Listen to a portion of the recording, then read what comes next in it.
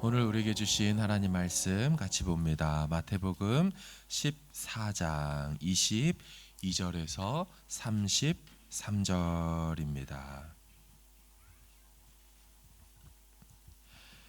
마태복음 14장 22절에서 33절 신약 24면 정도에 있겠습니다. 우리 한 절씩 교독하도록 하겠습니다. 제가 먼저 22절을 읽겠습니다. 예수께서 즉시 제자들을 재촉하사 자기가 무리를 보내는 동안에 배를 타고 앞서 건너편으로 가게 하시고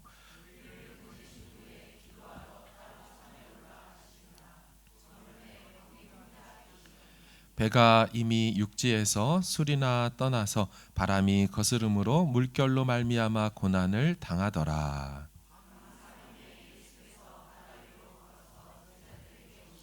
제자들이 그가 바다 위로 걸어오심을 보고 놀라 유령이라 하며 무서워하여 소리 지르거늘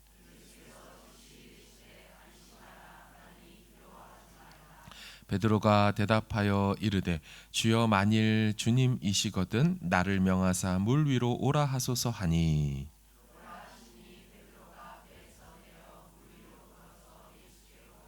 바람을 보고 무서워 빠져가는지라 소리 질러 이르되 주여 나를 구원하소서 하니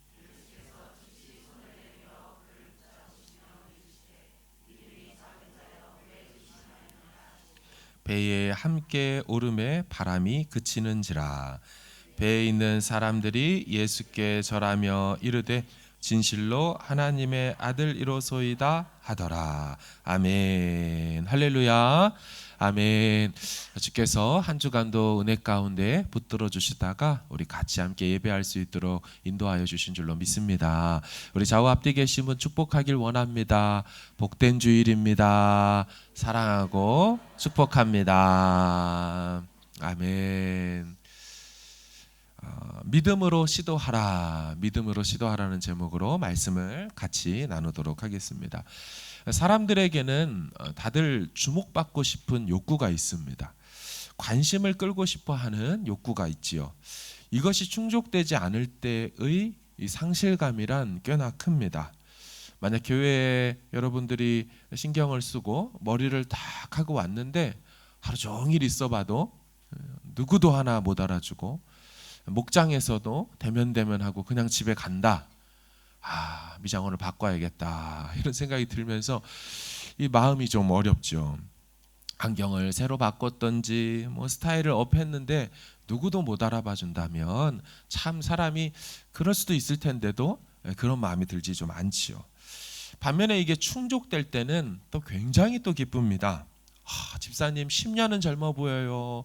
이런 얘기를 딱 들을 때는 그게 그렇게 설교보다 은혜가 되는 경우도 있지요. 듣는 사람 마음이 너무너무 좋습니다. 예배 드리러 말씀 들으러 왔다가 그 소리 때문에 은혜 받고서 며칠 동안 계속 10년마다 그 10년이나 막 이런 소리가 계속 들리면서 기분이 좋지요.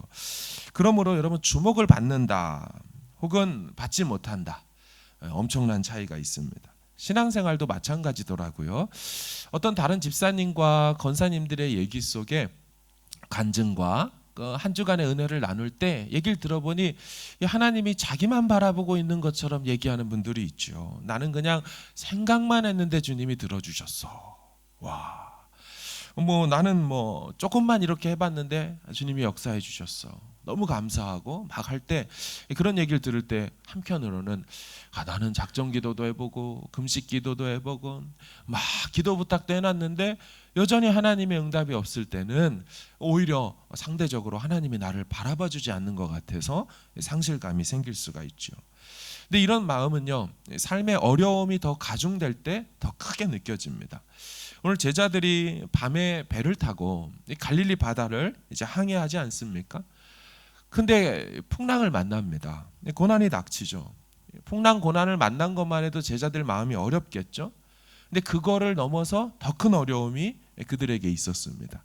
그것은 이 항해가 예수님이 가라고 해서 떠난 항해에서 만난 어려움이기 때문에 더 마음이 어려웠다는 거예요.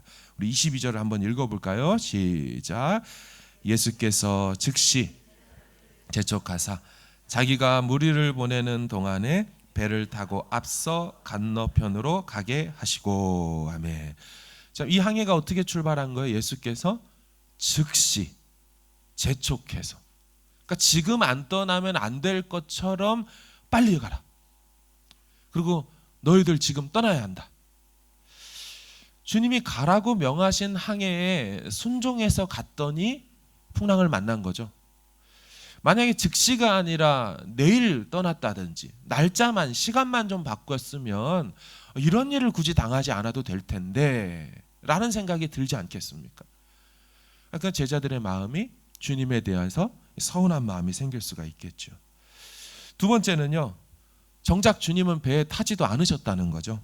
23절 볼까요? 무리를 보내신 후에 기도하러 따로 산에 올라가시니라. 저물매 거기 혼자 계시더니. 예수님이 22절에서는 빨리 가라고 해놓고 당신은 그 배에 안 타셨어요. 예수님은 같이 타지도 않으셨는데 예수님 없는 배에서 하필 이때 왔더니 이 어려움이 있다?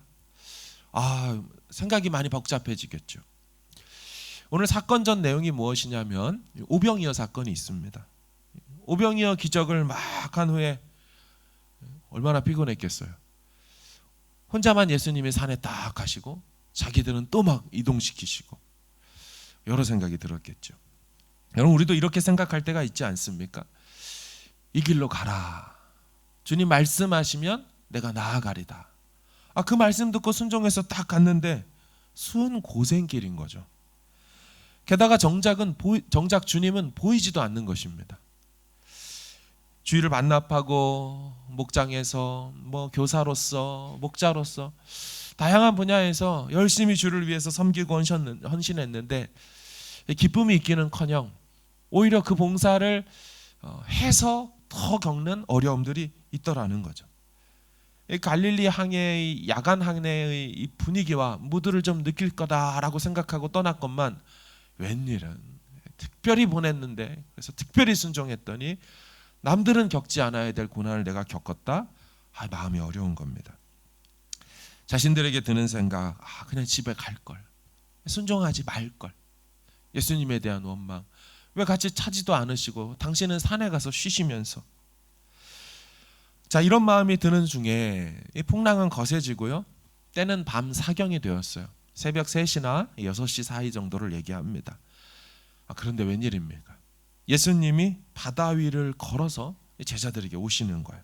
25절 보세요. 밤 사경에 예수께서 바다 위로 걸어서 제자들에게 오시니. 여러분, 이 말이 무슨 뜻인지 아시겠습니까? 생각해 보세요. 예수님이 기도하러 따로 산에 가셨으면 다시 제자들과 만나야 될 곳은 원래 어디여야 됩니까? 떠나보낸 갈릴리 바다 건너편이겠죠. 호수 건너편에서 예수님이 이렇게 만나든지 해야 되는데 지금 예수님이 바다 위를 그냥 걸어오셨습니다. 이게 무슨 의미일까요? 아셨다는 거죠. 보셨다는 것입니다. 순항치 못하는 제자들의 고난을 보시고 그 고난의 한복판으로 그분이 기도하다 말고 그 밤에 걸어오신 거죠. 그들이 수리를 갔다라고 표현되어 있기도 하고 다른 성경에서는 10수리를 갔다고 얘기를 하는 걸 보면 꽤나 먼 거리를 주님이 걸어서 찾아오신 것입니다. 그러니까 예수님이 제자들을 파송하고 보내놓고 발 닦고 주무시는 분이 아니었다는 거죠.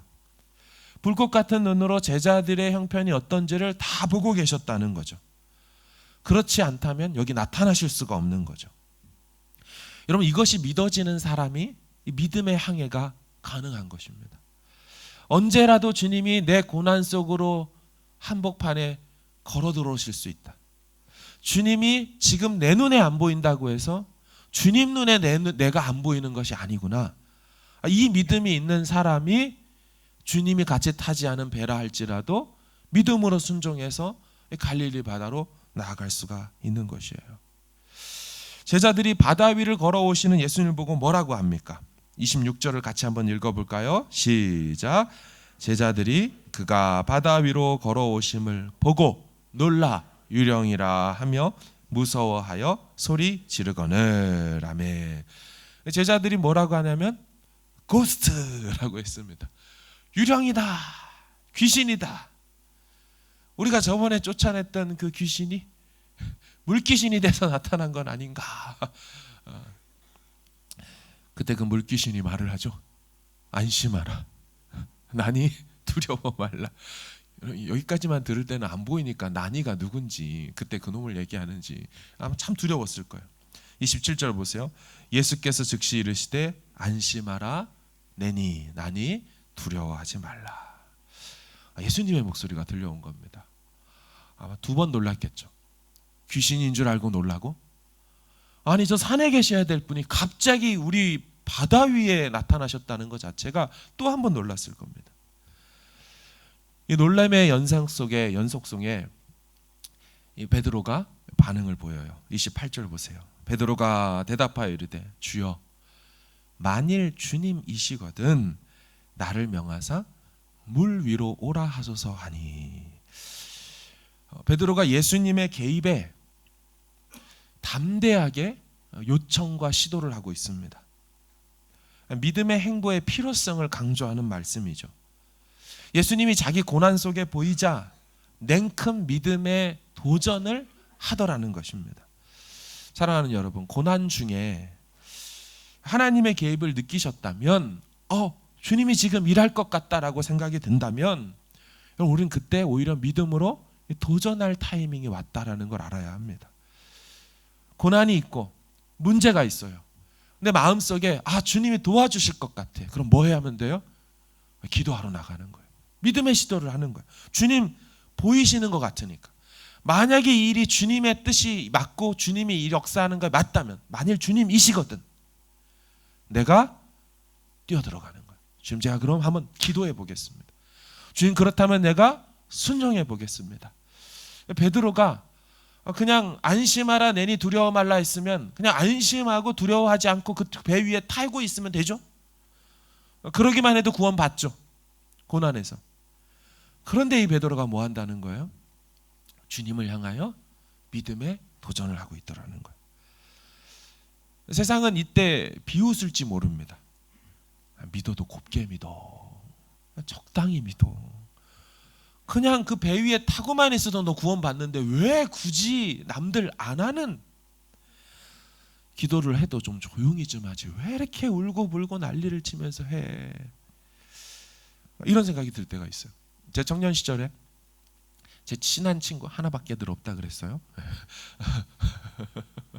아유, 그 친구랑 같이 지내는데 이 친구가 어느 날 자기가 100일 새벽 기도를 하겠다는 거예요. 제가 믿음이 없었던 터라 와 이렇게 하지 않고, 야 웬 100일 기도야, 절이야 여기가? 교회인데 네가 왜 100일씩 그렇게 기도를 해? 그래서 참 이해가 안 됐어요. 가끔씩 물어봤죠. 야 기도 계속 하고 있냐? 계속 매일 새벽 기도 나간다는 거예요. 그러다 어느 날 물어보니까 자기가 깜빡 잠을 자고 못 갔다는 거예요. 그래서 그렇지 뭐 이랬는데 다시 내일부터 데이 1으로 시작해서 또 100일을 하겠다는 거예요. 그래서 얘 좀 곱게 믿는 애가 아니구나, 이런 생각이 들었어요.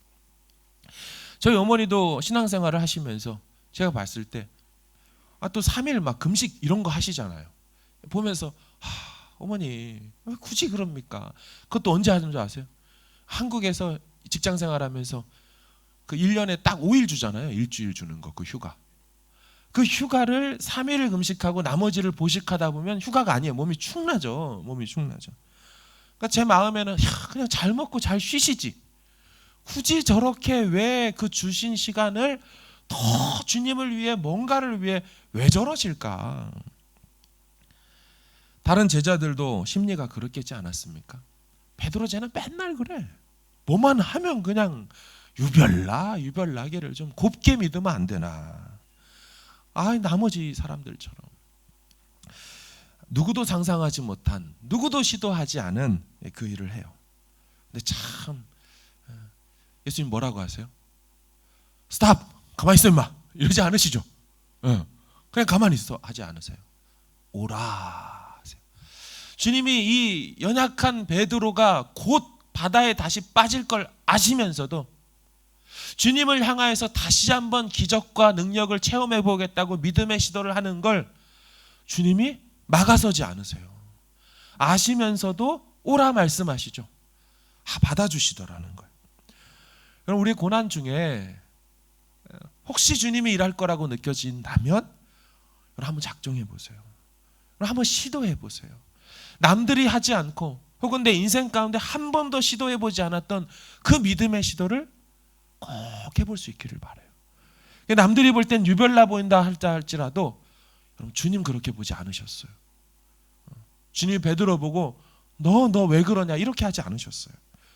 주님은 오라고 말씀하시고 그 주님이 누리는 그 기쁨과 기적을 베드로도 같이 경험해 보기를 허락하셨어요. 사랑하는 여러분, 우리 삶에도 이런 시도가 있기를 주의 이름으로 축원합니다. 여러분, 그런데요, 믿음으로 이렇게 시도하면 계속 물 위를 걷나요? 그렇지 않더라고요. 작정 기도하고 더 주를 위해서 헌신하면 정말 계속 늘 기쁘고 행복하고 기적을 체험하나요? 그렇지 않더라고요. 인간이 그리 강하지 않습니다. 물에 빠지게 되더라고요. 베드로 보세요. 물에 빠졌어요. 믿음의 행보 중에요, 우리가 넘어질 수가 있습니다. 두려움이 엄습해질 수도 있고 자신감을 잃어버릴 수가 있어요. 후회가 될 수도 있죠. 그냥 다른 제자들처럼 배 위에 타고 있을 걸. 그러나 여러분, 두려워하지 마세요.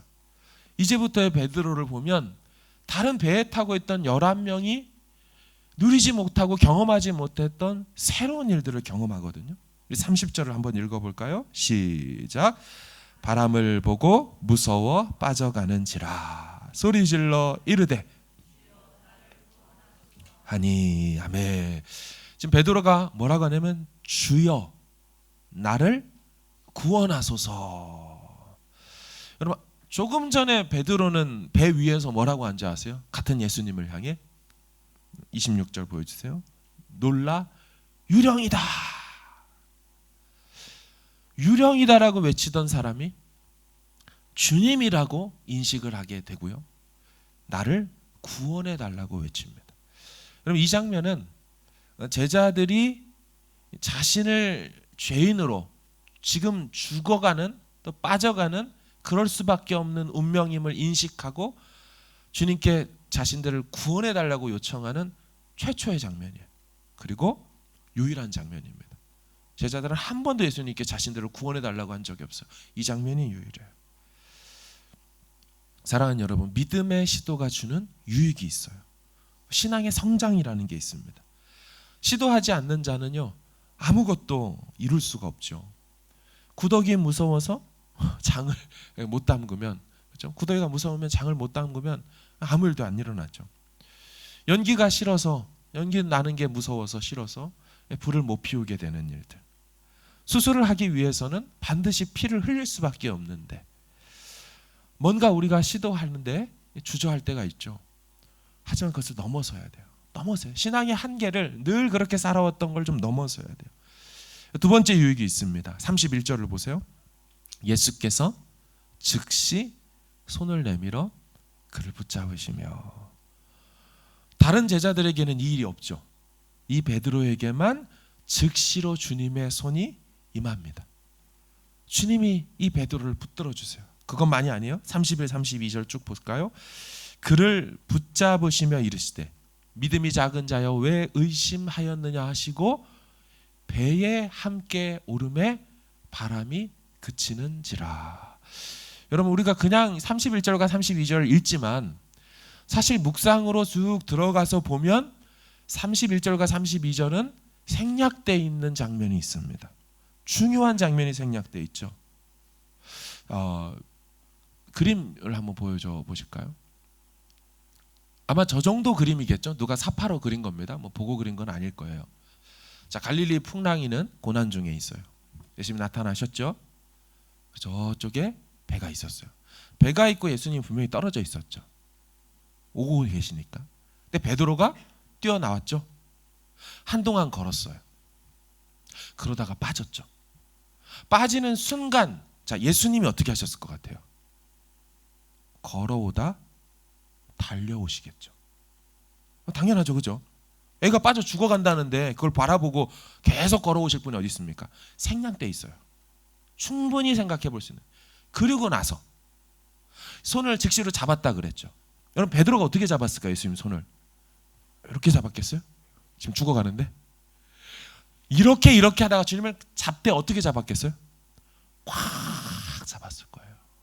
온 몸에 빗물, 이 바닷물이 뚝뚝 떨어지면서 정말 구원자이신 그분을 자기 인생의 육신의 힘으로 잡을 수 있는 최고의 힘으로 잡았을걸요. 살려달라고. 주님은 와라끈 안 왔을 겁니다. 그 다음에 어떻게 됐을까요? 성경이 또 말하지 않았어요. 이 베드로를 끌어안고 배까지 걸어가는 장면이 있겠죠. 그때 베드로는 그 어디에서도 느껴보지 못한 예수님의 품을 느꼈을 겁니다.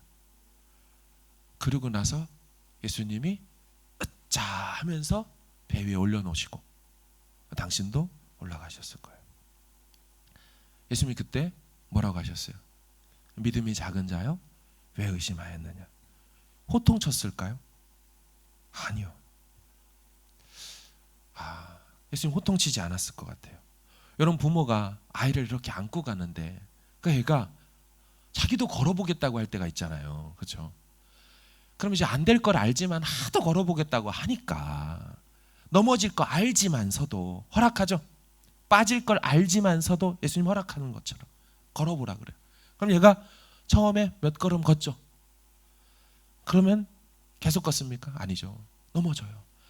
그럼 부모가 즉시로 잡아서 다시 세우죠. 안아주죠. 그런 다음에 믿음이 작은 자여 이렇게 할 때 호통칠 부모가 있겠습니까? 엄마 말을 들으라 그랬지. 이런 부모가 있어요. 어휴, 우리 아들 잘했다. 그죠? 이렇게 걷는 거야. 넘어져도 괜찮아. 엄마가 아빠가 다시 세워주면 되잖아. 생애 처음에 걸음마를 시도하는 그 아이에게 그거 똑바로 못 걸었다고 넘어졌다고 호통칠 부모가 없듯이 인류 누구도 해보지 않은 첫 걸음인 놀라운 기적의 체험을 하겠다고 믿음으로 시도한 걸 가지고 주님께서 이 믿음 없는 놈아라고 호통칠 리 없죠. 네가 그랬구나. 다음번에는 바람과 바다와 물결을 바라보지 말고 오직 나만 바라본다면 너 다음번에 또 이런 경험을 할 수가 있어. 내가 응원할게. 여러분, 그렇게 꼭 안아주시면서 베드로를 사랑하는 마음에 그렇게 배에 같이 오르셨을 거예요. 사랑하는 여러분, 우리가 신앙생활을 하다 보면 믿음이 좋을 때가 있어요. 바다 위를 걸을 때가 있어요. 기적을 경험하죠. 응답도 받고 주님만 보이는, 주님을 바라보는 유익이 있어요. 하지만 때로는 믿음이 떨어지고 없어지고 자신감도 패기도 은혜도 사라질 때가 있어요. 여러분, 그럴 때 걱정하지 마세요. 예수님이 가만 보지 않으시고 달려오셔서 즉시로 그 손으로 우리를 붙들어 주실 것이에요. 그리고 우리를 꼭 안아주실 것이에요. 다시금 원래 있는 자리로 돌려보내 주시려고 그렇게 안아주시는 유익이 있더라는 거예요. 근데 여러분, 이것은 시도하는 자에게만 있어요. 그 배 위에 타고 있는 사람들은 그냥 거기서만 머물러 있어요. 뭐라도 주님을 위해서 주님의 일하심을 바라보며 내 믿음의 일들을 행동할 때, 내동 안 하던 그걸 한번 해볼 때, 여러분, 그럴 때 오히려 하나님의 기적이 또 예수님의 은혜가 있게 되는 거예요. 여러분, 인간미라는 게 무엇일까요? 인간미. 인간이 가지고 있는 아름다움, 그래서 인간미라는 거 아닙니까? 근데 인간미가 완벽한 걸 얘기하던가요? 늘 보면 애가 막 엑설런트 하이만 받다가 덕스를 딱 할 때, 와, 너 인간미 있어. 이렇습니까? 인간스럽지 않죠? 너 챗 GPT냐? 막 이러면서 AI 같죠. 뭐 어떻게 도대체 하길래 너는 뭐 A를 뭐 학창 시절 대학 4년 올 A로 딱 끝날 때, 야, 사람 같지 않죠. 우리끼리 놀자. 인간미란 인간이 가질 수밖에 없는 연약함을 얘기하는 거예요. 실수도 하고 덤벙거리기도 하는 걸 얘기해요. 아까 나왔던 그 친구 목사 다시 나올게요. 청년 시절에 같이 지냈는데 크리스마스 때 워십 공연 같은 거를 이제 하지 않습니까? 근데 그때 이제 저는 그 팀이 아니었는데 찬양이 뭐였냐면 I will follow him. 아세요? I will follow him. I will follow him. 가사를 몰라서 그런 거예요. I will follow him. 뭐 이렇게 끝나는 거예요. 네. 이 성가대 옷을 입고 막 하는데 제 친구가 중앙이 아니고 잘 못하니까 저쪽 끝에 이렇게 있어요. 마지막 촥 하고 끝나는데 보니까 얘만 손을 막 이렇게 흔들고 있는 거예요. 왜 그런가 하고 봤더니 이게 긴장한 거예요. 긴장한 거. 막 마지막까지 긴장한 거. 아, 얘가 그런 애구나. 제3학생회관에서 둘이 같이 밥을 타서 식판에 타서 이제 학창 시절에 대학 때 밥을 먹는데 같이 갖고 와서 그때 이제 우리 처음 만난 거예요. 학교에서. 처음 친구를 만났는데 갖고 와가지고 밥을 먹는데 숟가락을 딱 떴는데 얘가 국을 딱 떠서 자기 입에까지 오는 동안 막 이러고 오더라고요. 그래서 제가 그때 처음 보면서 왜 그럴까 얘가? 손이 왜 그럴까? 뭐 뜨면 늘 반에 반 정도만 입에 싹 넣는 거예요. 그리고 다시 내려놓고 얘도 이제 저 앞에서 긴장할 일이 없는데 나중에 대학교 1학년 때 엄청 술을 많이 잡숴가지고 저는 그런 줄만 알았어요. 근데 이제 올해 다시 친구를 만났더니 그 얘기를 또 했어요. 너 손 떠는 거는 괜찮냐? 막 이러니까 자기 할아버지도 손을 떠셨대요. 그래서 수전증이랑 유전이랑 할아버지도 술 먹고 너도 술 먹은 것 같은데 나중에 이제 같이 우리 신학교를 가서 목사 안수를 받지 않겠습니까? 드는 생각이 이게 생각이 나다 보니까 축도는 제대로 하겠나 이런 생각이 드는 거예요. 너 축도 괜찮냐? 분명히 떨면서 할 거예요. 분명히 떨면서. 또 성도들은 또 목사님이 흔들어 주시니까 은혜가 2배가 된다고. 신학교 수업 시절에 한국 기독교 교회사 수업을 들었습니다. 이 한국 기독교 교회사다 보니까 이 현지를 답사하는 것이 있는데 그 중에 양화진이라고 아십니까? 이 선교사님 무덤 아니겠어요? 그 양화진 외국인 선교사 묘지에 같이 방문하는 그런 시간이 있어서 수업에 갔어요. 그 친구 2반이고 저는 3반이었습니다. 나중에 들어보니까 자기가 기다려도 같은 반 80명의 학생들이 전도사님들이 안 온다는 거예요. 기다리다가 수업 시간 2시간이 다 끝난 거예요.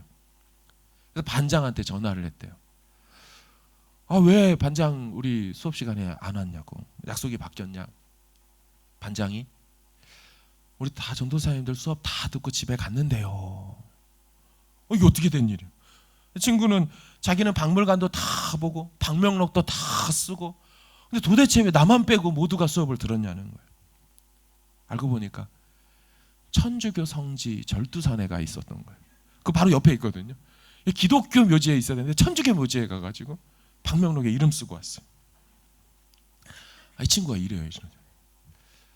그래서 그런지 이 친구는 마음이 가죠. 나중에 그 1살 어린 동생이 있는데 그 친구도 이번에 가서 만났는데 후배죠. 그 왜 그렇게 이 친구랑 같이 잘 지내는지 물어봤더니 자기는 그 형이 교회 왔을 때 하는 걸 보고서 장애가 있는 형이구나 생각을 해서 자기가 도와줘야겠다는 마음에 늘 옆에 있었대요. 그러니까 알고 보니까 장애인은 아닌데 늘 실수가 많아요. 중국어 수업을 같이 왜 이렇게 생각이 떠더라죠. 중국어 수업을 같이 듣는데도 뭐 갑자기 전화가 오는 거예요. 중간고사 막 열심히 준비하는데 1시간 뒤면 시험인데 벚꽃 보러 가자는 거예요. 야 시험이요. 진짜?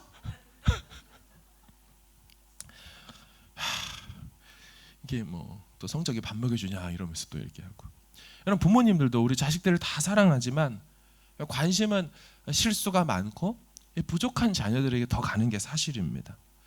제 청년들한테도 말하거든요. 자매들한테 너무 완벽해 보이려고 자매들 하지 말라고.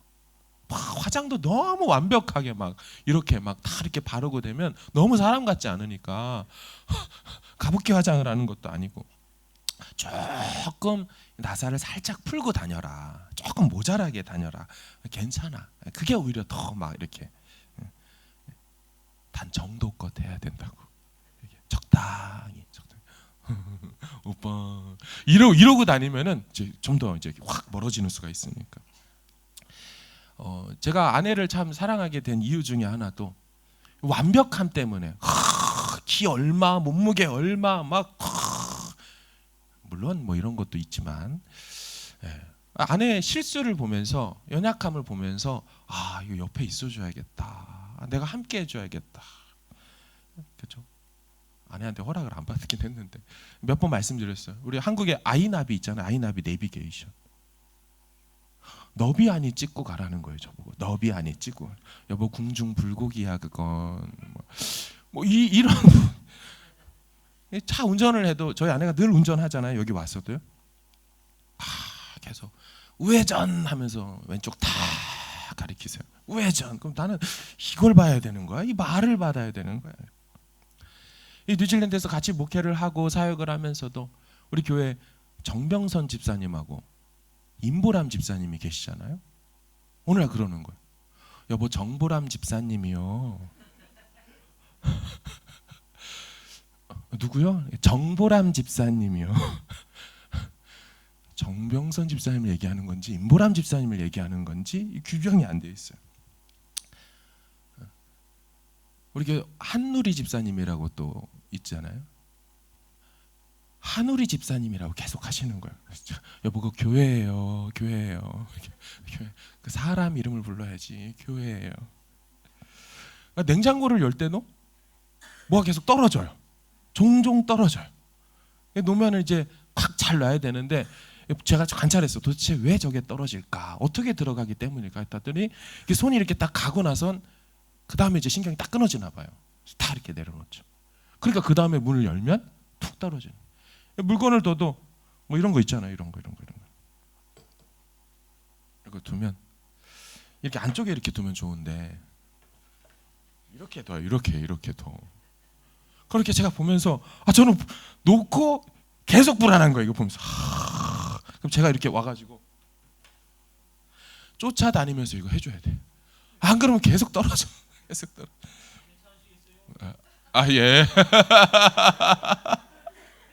부임안으로 설교 때 처음 나온 반응입니다. 우리 아내가 너그러워서. 어제 신방을 이제 같이 또 갔어요. 어제 신방이에요. 날씨가 추우니까 아내가 그런 거예요. 여보 손발이 제가 차요. 그래서 안 되겠다 싶어서 차를 이제 세워놓고 이제 발을 이렇게 딱 만졌어요. 그러니까 발이 찬 거예요. 차는 거예요. 제가 그랬죠. 여보 발이 짜네.